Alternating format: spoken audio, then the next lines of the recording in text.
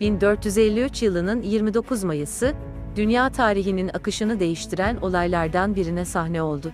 Bizans İmparatorluğu'nun başkenti Konstantinopolis, Osmanlı Sultan II. Mehmet'in komutasındaki ordu tarafından fethedildi. Bu olay, sadece bir şehrin el değiştirmesi değil, aynı zamanda bir çağın kapanıp yeni bir çağın açılmasıydı. Konstantinopolis, bugünkü adıyla İstanbul, yüzyıllar boyunca Doğu Roma İmparatorluğu'nun kalbi olmuştu. Şehir, stratejik konumu, zenginliği ve kültürel önemi nedeniyle Yeni Roma olarak anılıyordu. Ancak 15. yüzyıla gelindiğinde, bir zamanların güçlü imparatorluğu artık gölgesiydi. Bizans, topraklarının çoğunu kaybetmiş, ekonomik olarak zayıflamış ve siyasi olarak parçalanmıştı. Öte yandan Osmanlı İmparatorluğu hızla yükseliyordu. Balkanlarda ve Anadolu'da geniş toprakları kontrol eden Osmanlılar için Konstantinopolis'in fethi, imparatorluklarını tamamlayacak son parçaydı. Genç ve hırslı Sultan II. Mehmet, tahta çıktığında bu hedefi gerçekleştirmeye kararlıydı. Kuşatma hazırlıkları aylarca sürdü. Osmanlı ordusu, dönemin en ileri teknolojilerini kullanarak dev toplar döktürdü. Bu toplar, şehrin güçlü surlarını yıkmak için tasarlanmıştı.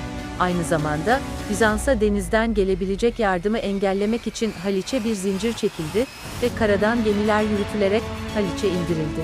6 Nisan 1453'te kuşatma resmen başladı. Osmanlı ordusu, yaklaşık 80.000 asker ve 320 gemiyle şehri kuşatırken, Bizans'ın savunması sadece 7.000 asker ve 26 gemiden oluşuyordu. İmparator Konstantin, elindeki kısıtlı kaynaklarla şehri savunmaya çalışıyordu. Kuşatmanın ilk günlerinde, Osmanlı topçuları şehrin surlarını dövmeye başladı. Ancak 1000 yıllık surlar, beklenenden daha dayanıklı çıktı. Osmanlılar, surlarda gedikler açmayı başarsalar da, Bizanslılar hızla bu gedikleri kapatıyordu. Kuşatma devam ederken, şehir içinde durum giderek kötüleşiyordu. Yiyecek stokları azalıyor, hastalıklar yayılıyor ve moral düşüyordu. Buna rağmen, Bizanslılar umutlarını koruyordu. Batıdan gelecek yardıma bel bağlamışlardı. 18 Nisan'da, Cenovalı Giovanni Giustiniani komutasında, küçük bir yardım kuvveti şehre ulaşmayı başardı. Bu moral takviyesi, savunmacıların direncini artırdı. Ancak beklenen büyük yardım bir türlü gelmiyordu. Sultan II. Mehmet, kuşatmanın uzaması üzerine yeni stratejiler geliştirdi. Haliç'e indirilen gemilerle deniz ablukası güçlendirildi. Aynı zamanda surların altına oymak için tüneller kazılmaya başlandı. 23 Mayıs'ta Sultan son bir barış teklifi yaptı. İmparatordan şehri teslim etmesini istedi, karşılığında can ve mal güvenliği sözü verdi. Ancak İmparator Konstantin bu teklifi reddetti. Şehri son nefesine kadar savunmaya kararlıydı. 28 Mayıs akşamı Osmanlı ordugahında büyük bir hareketlilik yaşandı. Askerler son hazırlıklarını yapıyor, dua ediyor ve birbirlerine veda ediyordu. Sultan II. Mehmet, komutanlarına son talimatlarını verdi. Ertesi sabah şafakla birlikte genel saldırı başlayacaktı. 29 Mayıs sabahı, güneş doğmadan önce Osmanlı ordusu harekete geçti. İlk dalga, Yeniçerilerden oluşuyordu. Arkalarından Anadolu ve Rumeli askerleri geliyordu. Şehrin her tarafından saldırıya geçildi, ancak ana hedef Topkapı ile Edirnekapı arasındaki bölgeydi. Bizans savunması, ilk saldırıları püskürtmeyi başardı. Ancak Osmanlıların sürekli yeni asker sürmesiyle savunma hatları zorlanmaya başladı. Sabahın ilerleyen saatlerinde Edirnekapı yakınlarında küçük bir gedik açıldı. Bu sırada savunmanın kilit noktalarından birini tutan Giustiniani ağır yaralandı. Savaş alanından çekilmek zorunda kalması, savunmada büyük bir boşluk yarattı. Bu boşluktan faydalanan Osmanlı askerleri surlara tırmanmaya başladı. Öğleye doğru artık şehrin düşüşü kaçınılmaz hale gelmişti. İmparator Konstantin son bir karşı saldırı düzenledi ve bu sırada hayatını kaybetti. İmparatorun ölümü, son direniş noktalarının da çökmesine neden oldu. Öğleden sonra Osmanlı bayrakları surların üzerinde dalgalanmaya başladı. Sultan II. Mehmet, Topkapı'dan şehre girdi. Doğruca Ayasofya'ya giderek, bu muhteşem yapının bir camiye dönüştürülmesini emretti. Fetihten sonraki günlerde, Sultan II. Mehmet şehri yeniden düzenlemeye başladı. Konstantinopolis artık İstanbul olarak anılacaktı. Sultan, şehri imparatorluğunun yeni başkenti yapmaya kararlıydı. Bizanslılara din özgürlüğü tanındı, Ortodoks Patriği görevinde bırakıldı. Aynı zamanda, şehre yeni nüfus yerleştirildi. Anadolu ve Balkanlardan getirilen Müslüman, Hristiyan ve Yahudi aileler şehre yerleştirildi. İstanbul'un fethi, dünya tarihinde bir dönüm noktası oldu. 1000 yıllık Bizans İmparatorluğu sona ermiş, Osmanlı İmparatorluğu ise yeni bir güç olarak yükselmişti. Bu olay, aynı zamanda Orta Çağ'ın sonu ve Yeni Çağ'ın başlangıcı olarak kabul edilir. Fetih, Avrupa'da büyük bir şok etkisi yarattı. Hristiyan dünyası, İslam'ın bu ilerleyişi karşısında endişeye kapıldı. Ancak aynı zamanda İstanbul'dan kaçan Bizanslı bilginlerin Avrupa'ya götürdüğü antik Yunan ve Roma eserleri, Rönesans'ın tetikleyicilerinden biri oldu. Osmanlı İmparatorluğu için İstanbul'un fethi yeni bir dönemin başlangıcıydı. Şehir, kısa sürede imparatorluğun siyasi, ekonomik ve kültürel merkezi haline geldi. Fatih Sultan Mehmet, iki kıtanın sultanı, iki denizin hakanı unvanını aldı. Fetihten sonraki yıllarda İstanbul hızla gelişti. Yeni camiler, medreseler, hanlar ve hamamlar inşa edildi. Şehrin nüfusu artarken ticaret canlandı. İstanbul, Doğu ile Batı arasında bir köprü olma özelliğini sürdürdü. Fatih Sultan Mehmet, sadece bir fatih değil, aynı zamanda bir kültür adamıydı. Birçok dil bilen sultan, bilim ve sanata büyük önem verdi. Sarayında Avrupalı sanatçıları ağırladı, İtalyan Rönesansı'nın etkisiyle portresini yaptırdı. İstanbul'un fethinin etkileri, sadece Osmanlı İmparatorluğu ve Avrupa ile sınırlı kalmadı. İslam dünyasında da büyük yankı uyandırdı. Osmanlı Sultanı, artık İslam dünyasının en güçlü hükümdarı olarak görülüyordu. Fetih, aynı zamanda ticaret yollarının kontrolünün el değiştirmesi anlamına geliyordu. İstanbul'un kontrolü, İpek yolu ve baharat ticareti üzerinde büyük bir avantaj sağladı. Bu, Osmanlı ekonomisinin gelişmesinde önemli bir rol oynadı. Fethin ardından Osmanlı donanması hızla güçlendi. Akdeniz'de Venedik ve Ceneviz gibi deniz güçleriyle rekabet edebilecek düzeye geldi. Bu, ilerleyen yıllarda Osmanlı'nın denizlerdeki hakimiyetinin temelini oluşturdu. İstanbul'un fethinin bir diğer önemli sonucu da Osmanlı'nın kendini Roma İmparatorluğu'nun varisi olarak görmeye başlamasıydı. Fatih Sultan Mehmet, Kayser-i Rum, Roma Sezarı unvanını da kullanmaya başladı. Fetih, Osmanlı mimari ve sanatını da derinden etkiledi. Ayasofya'nın camiye çevrilmesi, Osmanlı cami mimarisinin gelişiminde önemli bir rol oynadı. Sonraki yüzyıllarda inşa edilen büyük camiler, Ayasofya'nın etkisini taşıdı. İstanbul'un fethi, Osmanlı eğitim sisteminin de gelişmesine katkıda bulundu. Fatih, şehirde birçok medrese kurdu. Bu medreseler, İslam dünyasının en önemli eğitim kurumları haline geldi ve birçok alim yetiştirdi. Fethin ardından İstanbul çok kültürlü bir yapıya büründü. Türkler, Rumlar, Ermeniler, Yahudiler ve daha birçok etnik grup bir arada yaşamaya başladı. Bu çok kültürlü yapı, şehrin karakterini şekillendirdi ve zenginleştirdi. Osmanlı'nın İstanbul'u fethetmesi, Avrupa'da Haçlı seferleri fikrini yeniden canlandırdı. Ancak Avrupa devletleri arasındaki anlaşmazlıklar ve Osmanlı'nın gücü, bu fikirlerin hayata geçirilmesini engelledi. Fetihten sonra, İstanbul'da bilim ve felsefe alanında da önemli gelişmeler yaşandı. Fatih'in kurduğu Sanlı Seman medreseleri, dönemin en ileri eğitim kurumları arasındaydı. Burada astronomi, matematik ve tıp gibi alanlarda önemli çalışmalar yapıldı. İstanbul'un fethi, Osmanlı şiir ve edebiyatını da etkiledi. Fetih konusu, birçok şair tarafından işlendi. Özellikle kaside formunda yazılan fetihnameler, Osmanlı edebiyatının önemli örnekleri arasına girdi. Fethin ardından, İstanbul'da kitap üretimi ve kütüphaneler de gelişti. Fatih'in kurduğu saray kütüphanesi, dönemin en zengin koleksiyonlarından biriydi. Bu, İstanbul'un bir bilim ve kültür merkezi haline gelmesine katkıda bulundu. İstanbul'un fethinin bir diğer önemli sonucu da Ortodoks Kilisesi üzerindeki etkisiydi. Fatih, Ortodoks Patriğini koruma altına aldı ve kiliseye bazı ayrıcalıklar tanıdı. Bu politika Osmanlı'nın Balkanlardaki hakimiyetini pekiştirmesine yardımcı oldu. Fetih, Osmanlı asker teşkilatını da etkiledi. Kuşatma sırasında kullanılan yeni teknolojiler ve taktikler, Osmanlı ordusunun modernleşmesine katkıda bulundu. Bu, sonraki fetihlerde Osmanlı'ya büyük avantaj sağladı. Fethin ardından, İstanbul'da büyük bir imar faaliyeti başladı. Fatih Sultan Mehmet, şehri yeniden planladı ve birçok yeni yapı inşa ettirdi. Fatih Camii ve Külliyesi, bu dönemin en önemli mimari eserlerinden biridir. Bu yapı kompleksi, cami, medrese, hastane, hamam ve diğer sosyal tesisleri içeriyordu. İstanbul'un fethi, Osmanlı'nın denizcilik alanında da ilerlemesine yol açtı. Haliç'te büyük bir tersane kuruldu. Bu tersane, Osmanlı donanmasının gücünü artırdı ve ilerleyen yıllarda Akdeniz'de Osmanlı hakimiyetinin kurulmasında önemli rol oynadı. Fethin bir diğer önemli sonucu da İstanbul'un bir bilim ve kültür merkezi haline gelmesiydi. Fatih Sultan Mehmet, dönemin önde gelen bilim adamlarını ve sanatçılarını İstanbul'a davet etti. Bu, şehirde bir Rönesans yaşanmasına neden oldu. Ali Kuşçu gibi ünlü astronomlar İstanbul'da çalışmalarını sürdürdü. İstanbul'un fethinin ardından şehirde nüfus yapısı da değişti. Fetihten önce nüfusu oldukça azalmış olan şehre, Anadolu ve Balkanlardan yeni nüfus getirildi. Bu, şehrin çok kültürlü yapısının temelini oluşturdu. Müslümanlar, Hristiyanlar ve Yahudiler bir arada yaşamaya başladı. Fetih, Osmanlı idari sisteminin gelişmesine de katkıda bulundu. İstanbul'un yönetimi için yeni bir sistem oluşturuldu.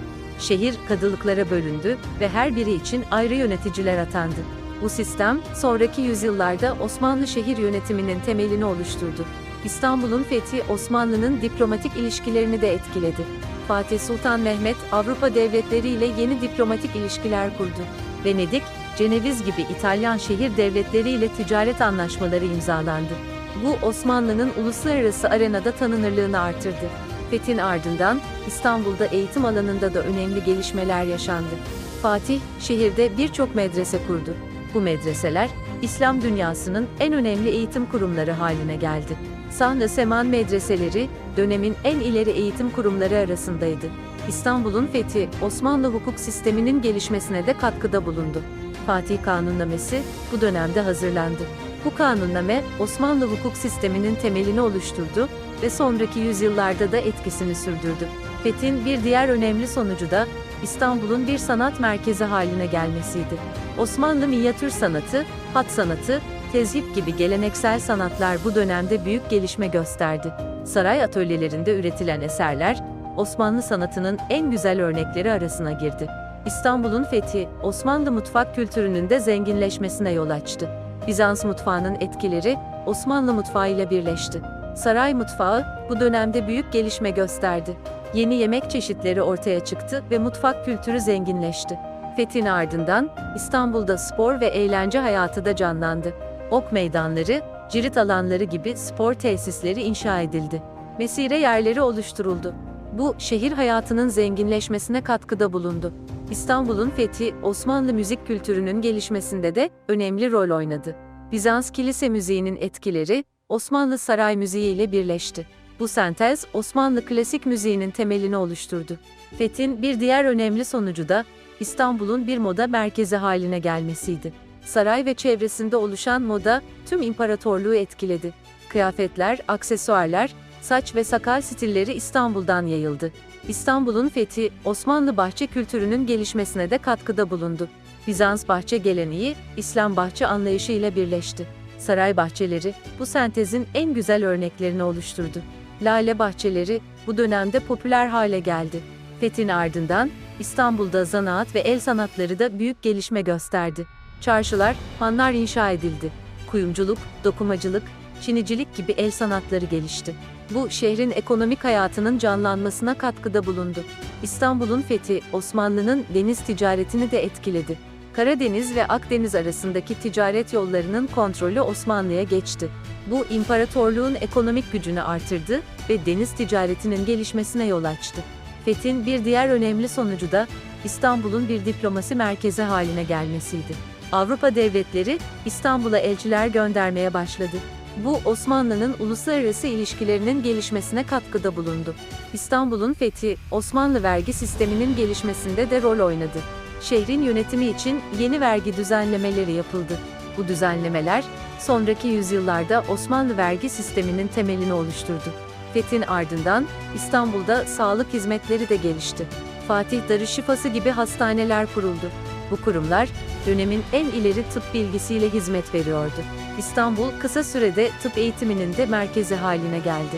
İstanbul'un fethi, Osmanlı'nın askeri teknolojisinin gelişmesine de katkıda bulundu. Kuşatma sırasında kullanılan büyük toplar, Osmanlı'nın ateşli silahlar konusundaki uzmanlığını artırdı. Bu, sonraki fetihlerde Osmanlı'ya büyük avantaj sağladı. Fethin bir diğer önemli sonucu da, İstanbul'un bir liman şehri olarak öneminin artmasıydı. Haliç'te büyük limanlar inşa edildi.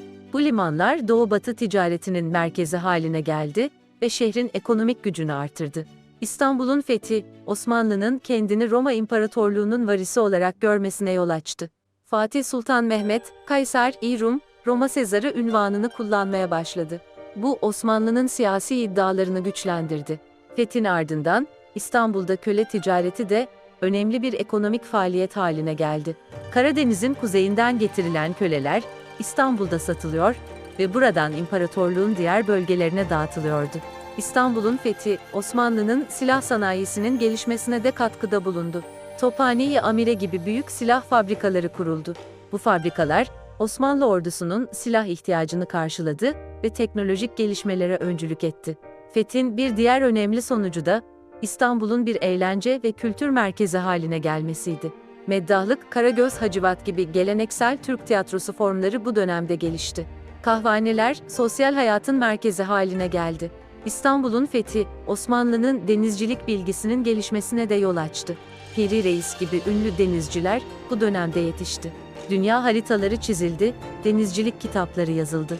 Bu Osmanlı'nın denizlerdeki gücünü artırdı. Fethin ardından İstanbul'da kütüphanecilik de gelişti. Saray kütüphanesi ve medrese kütüphaneleri kuruldu. Bu kütüphaneler dönemin en zengin koleksiyonlarına sahipti ve bilim adamlarına hizmet veriyordu. İstanbul'un fethi, Osmanlı'nın diplomatik dilinin de değişmesine yol açtı. Arapça ve Farsçanın yanı sıra Yunanca ve Latince de diplomatik yazışmalarda kullanılmaya başlandı. Bu Osmanlı'nın uluslararası iletişimini güçlendirdi. Fethin bir diğer önemli sonucu da İstanbul'un bir mühendislik ve mimarlık merkezi haline gelmesiydi. Mimar Sinan gibi büyük ustalar bu dönemde yetişti. Osmanlı mimarisi İstanbul'un fethinden sonra altın çağını yaşadı. İstanbul'un fethi, Osmanlı'nın zaman ölçümü ve takvim sistemini de etkiledi. Astronomiye verilen önem arttı, rasathaneler kuruldu. Bu imparatorluğun zaman ölçümünü ve takvim sistemini geliştirdi. Fethin ardından İstanbul'da hat sanatı da büyük gelişme gösterdi. Şeyh Hamdullah gibi büyük hattatlar bu dönemde yetişti. Osmanlı hat sanatı, İstanbul'un fethinden sonra altın çağını yaşadı.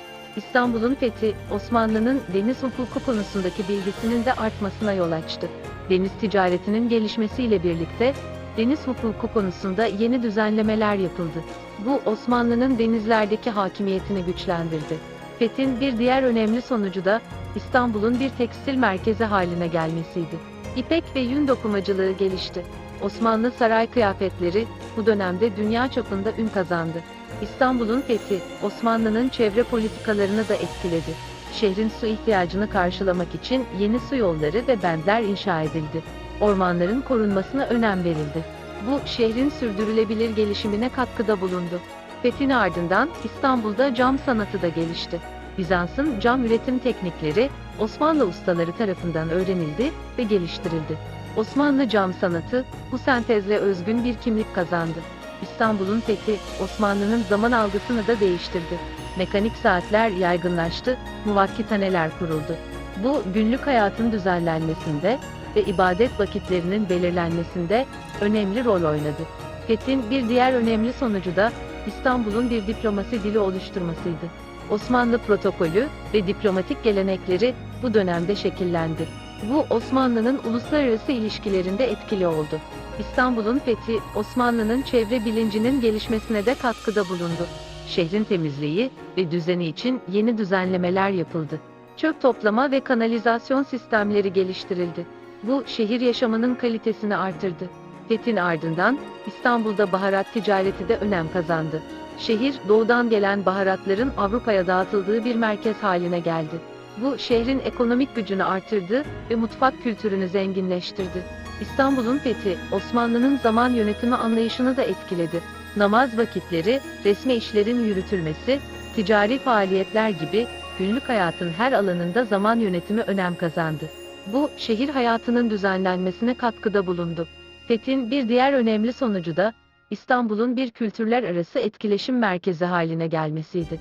Doğu ve Batı kültürlerinin buluşma noktası olan şehir, farklı diller, dinler ve geleneklerin bir arada yaşadığı bir mozaik haline geldi.